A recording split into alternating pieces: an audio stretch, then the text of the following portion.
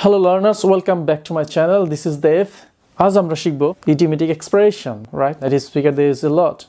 As I mentioned earlier, or as I said earlier, যখন আমি TESOL or TEFL হচ্ছে teaching English to a speaker of other language, and TEFL teaching English as a foreign language.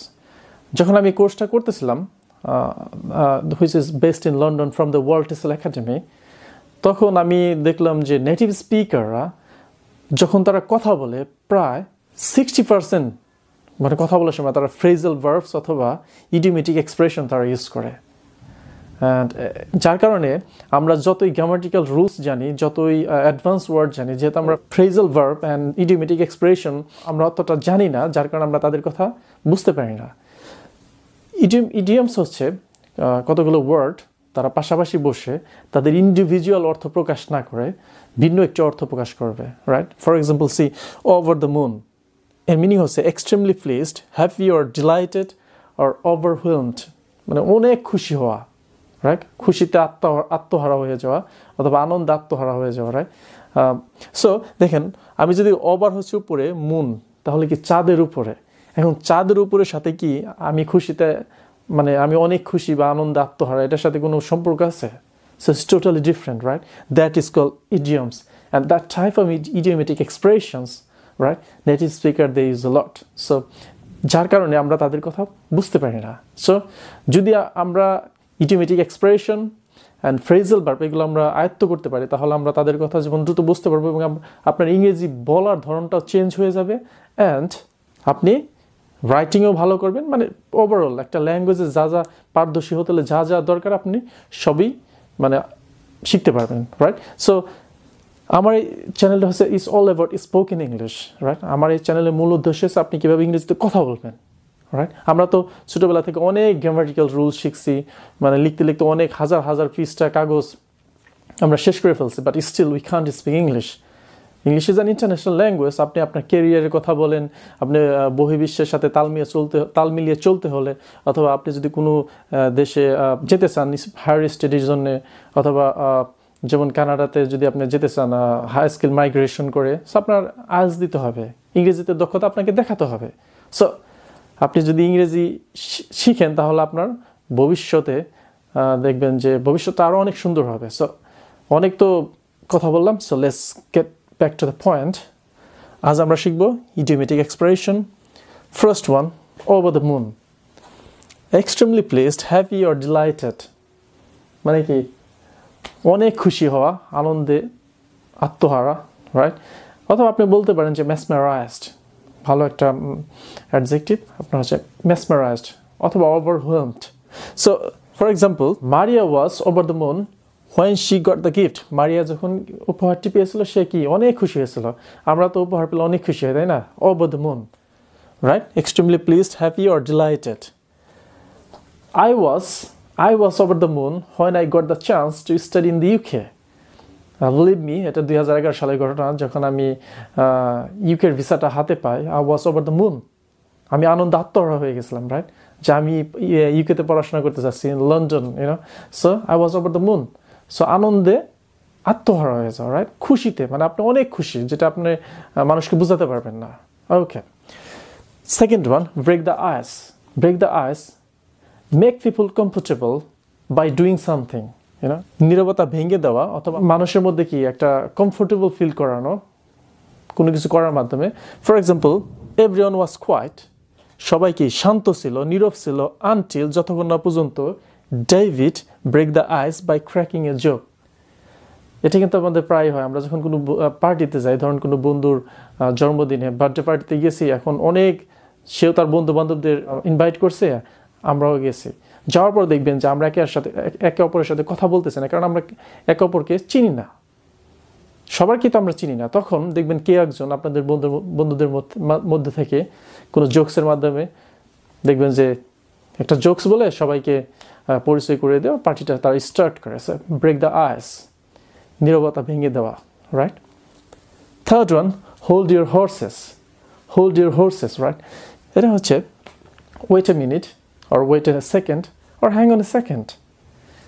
কি ধৈর্য ধরা, একটু অপেক্ষা করা অথবা কাউকে থামিয়ে দেওয়া।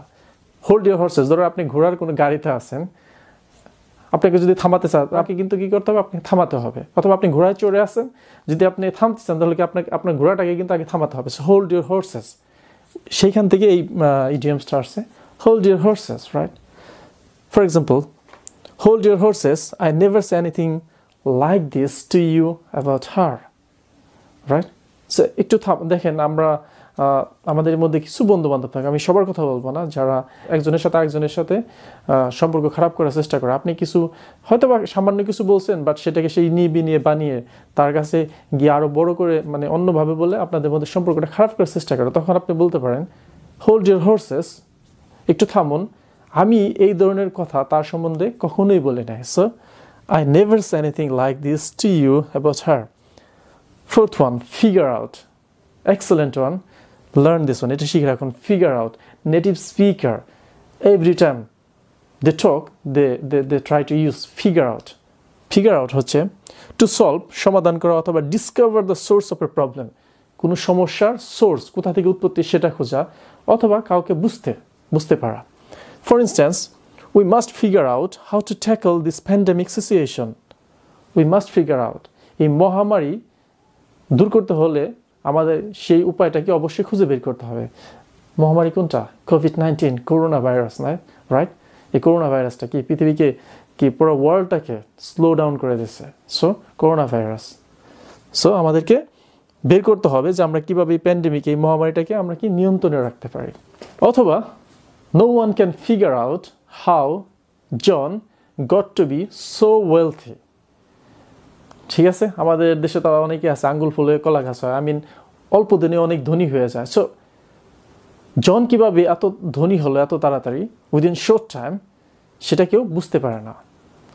অথবা আপনি বলতে পারেন, আই ক্যান ফিগার আউট মারিয়া, আমি মারিয়াকে বুঝতে পারি না, right? It's not rocket science, it's not rocket science.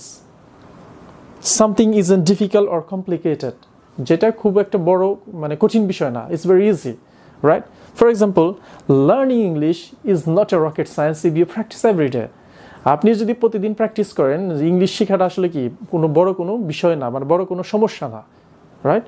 Learning English is not a rocket science if you practice every day. Last one, the elephant in the room. I like this one, the elephant in the room.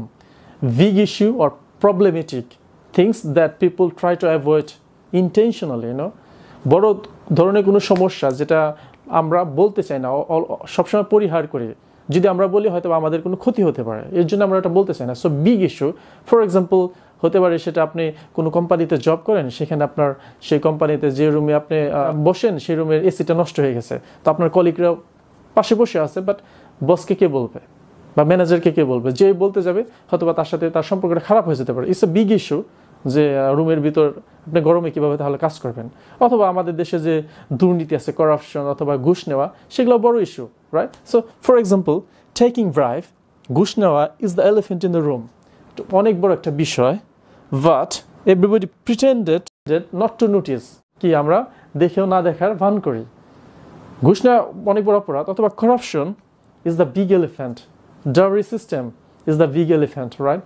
So এরকম যদি আমরা প্রতিবাদ করি তাহলে কি এগুলা নির্মূল করা সম্ভব। So thanks for watching my video. Let's have a quick summary what you have learn so far. Over the moon, খুব খুশি হওয়া। ব্রেক দ্য আইস, নীরবতা ভেঙে দেওয়া। হোল্ড ইউর হর্সেস, থামানো। ফিগার আউট, কোনো কিছু সমাধান করা অথবা কাউকে বুঝতে পারা। It's not a rocket science, খুব সহজ একটা বিষয়। The elephant in the room, বড় কোনো সমস্যা।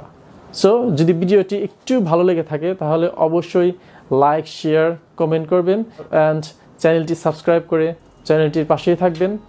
দেখা হবে পরবর্তীতে কোনো লেসন নিয়ে। ভালো থাকবেন, সুস্থ থাকবেন। Bye bye.